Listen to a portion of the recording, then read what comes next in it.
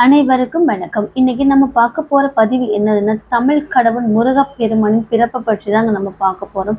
நிறைய பேருக்கு இந்த கதை தெரிஞ்சிருக்கும். பட் தெரியாதவங்களுக்கு இந்த கதை யூஸ் ஆகும் இல்லையா? அதனால அவங்களுக்கான வீடியோ தாங்க இது. வாங்க வீடியோக்குள்ள போகலாம். யாம் இருக்க பயமேன் என்பது முருகப்பெருமானின் அருள்வாக்கு.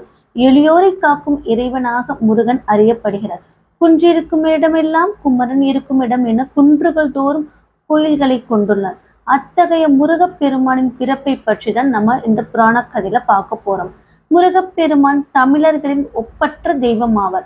தொல்காப்பியரின் கூற்றுப்படி தொன்மையான தமிழர்களின் ஐந்திணை வழிபாடுகளில் முருகன் சேயோனாக வருகிறார். சேயோன் குறிஞ்சி நிலத்தலைவனாக, ஐந்திணைகளில் முல்லை நிலத்திற்குரிய தெய்வமாக மாயோனும், மருத நிலத்தின் தெய்வமாக இந்திரனும், பாலை நிலத்தின் தெய்வமாக கொற்றவையும், நெய்தல் நிலத்தின் தெய்வமாக வருண பகவானும் இருக்கிறார். இருந்தாலும் முருகனை அதிகம் வழிபடுபவர்கள் தமிழர்களாக இருப்பதால் இக்காலத்தில் அவரை தமிழ் கடவுள் என்று அடையாள காட்டப்பட்டிருக்கிறது. முருகு என்றால் தமிழில் அழகு என்று பொருள். அதன் அடிப்படையில் முருகனானவன் அழகன் ஆகின்றான். தமிழின் மெல்லினம், இடையினம் மற்றும் வல்லினத்தை ஒரு சேர இணைத்த பெயராக அமைந்துள்ளது. முருக வழிபாடு பற்றி இப்ப பார்க்கலாம். முருகனை வழிபடும் பழக்கம் பழங்காலம் தொண்டே இருக்கிறது. அவரை வழிபடும் மதத்திற்கு கௌமாரம் என்று இருந்தது. தமிழர்களுக்கும் முருகனுக்கும் உள்ள தொடர்பானது நெடுங்கால பிணைப்பு ஆகும். தமிழர்கள் எங்கு செல்கிறார்களோ அங்கெல்லாம் முருகப்பெருமானை மறவாமல் கொண்டு செல்வார்கள். அவ்வாறு இன்று தமிழகம், இலங்கை, மலேசியா, சிங்கப்பூர் உள்ளிட்ட பல நாடுகள்ல முருகப்பெருமானோட வழிபாடு தொடர்கிறது. அதே மாதிரி முருகன், அசைவ முருகன் என்றால் நீங்க நம்புவீங்களா? ஆனா அதுவும் ஒரு கதை இருக்கு. இன்று முருகன் கோயில் வழிபாடு என்பது சைவத்தில் இருந்தாலும் ஒரு காலத்துல அசைவ வழிபாடு இருந்ததாக தமிழ் இலக்கிய சான்றுகள் தெரிவிக்கின்றன. தினைமாவும் ஆட்டு இரத்தமும் படையலிட்டு வழிபட்டனர். இதை பற்றிய குறிப்புகளை திருமுரு காற்றுப்படை நமக்கு விளக்குகிறது.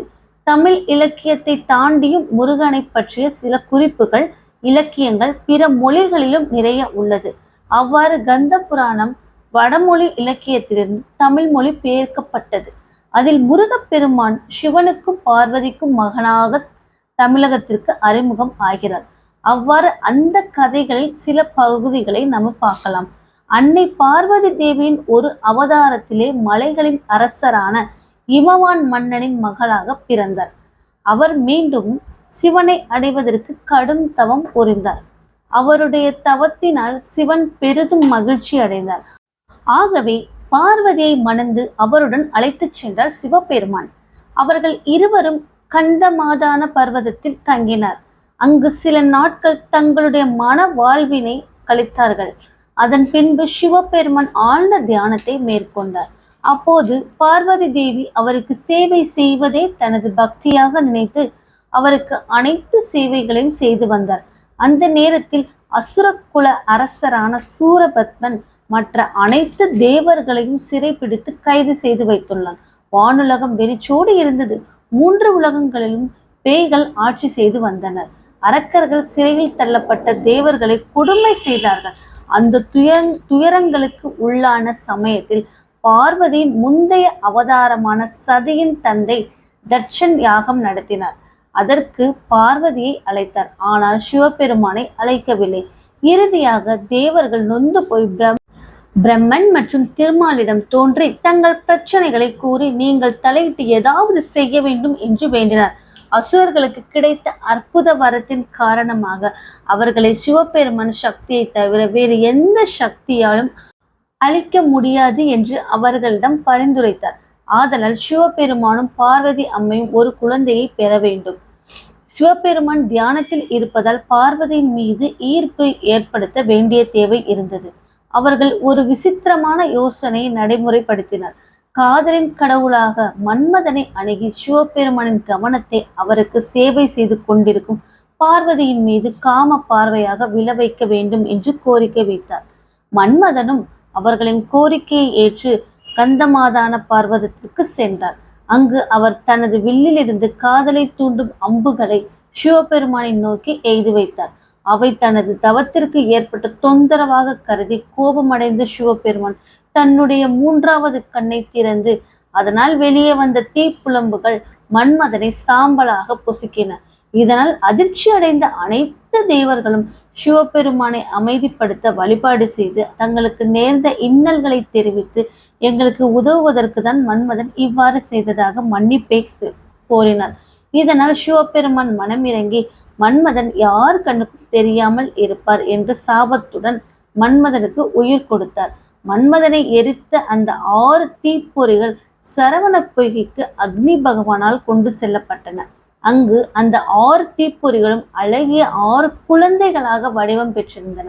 அந்த 6 குழந்தைகளும் 6 கார்த்திகை பெண்களின் பராமரிப்பில் தான் வளர்க்கப்பட்டன.